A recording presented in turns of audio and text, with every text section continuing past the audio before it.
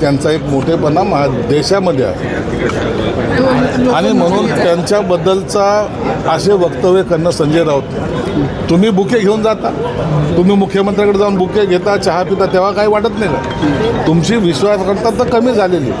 आणि सर्वात महत्त्वाचं 19मध्ये त्या शरद पवार साहेबांचं बोर्ड धरूनच मुख्यमंत्री झाले ना तुम्ही. कशासाठी तुम्हाला मुख्यमंत्री केलं कोणी? त्या शरद पवार साहेबांनी. सिल्वर ओकला जात कोण होतं? तुम्ही. त्या टायमाला ते विश्वासाचे वाटले आणि आता दुसरं भेटणं म्हणजे विश्वासार्हता कमी होणं. या लोकांना आता यांचा बॅलन्स गेलेला आहे, ज्यांना काय बोलावं हे कळत नाही.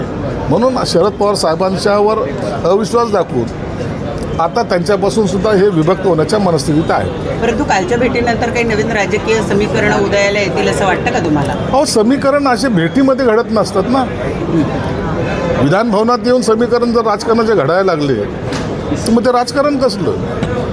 या समीकरणाला वेगळा वेळ असतो, वेगळं ठिकाण असतं. या ठिकाणी सामाजिक प्रश्नावरच चर्चा झाली असावी असं माझं मत आहे. कालच्या मुख्यमंत्र्यांच्या भाषणावर सुद्धा संजय राऊत यांनी टीका केलेली आहे. अहंकार, त्यानंतर बरंच काही बोलत त्यांनी असं म्हटलेलं की महाराष्ट्राला सुसंस्कृत मुख्यमंत्र्यांची गरज आहे. महाराष्ट्राला सुसंस्कृत मुख्यमंत्री आहेत, पहिलेही होते.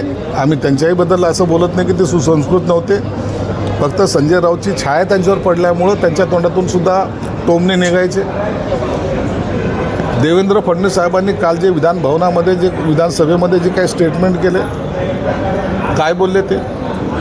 तुम्ही मला शिवाय द्या पण महाराष्ट्राला बदनाम करू नका. ही सुसंस्कृतपणाचं लक्षण आहे.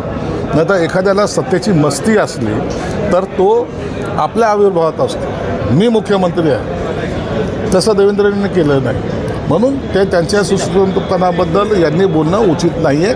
तेवढा शिव्या देण्याचं काम जे चांगल्या पद्धतीने करतात तेवढंच काम त्यांनी केलं पाहिजे.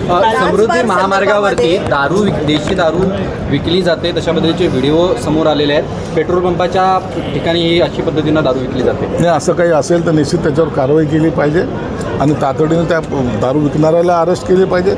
आणि पेट्रोल पंपाच्या मालकाची सुद्धा ही जबाबदारी की तिथं काय असलं पाहिजे नसलं पाहिजे, म्हणून त्याच्यावर सुद्धा कारवाई झाली. डान्स बार संदर्भामध्ये नवीन आता सुधारणा कायद्यामध्ये करून विधेयक जे आहे सादर केलेलं आहे. खऱ्या अर्थानं असं असताना देखील उपनगर असेल किंवा नवी मुंबईमध्ये अजूनही डान्स बार सुरू आहेत.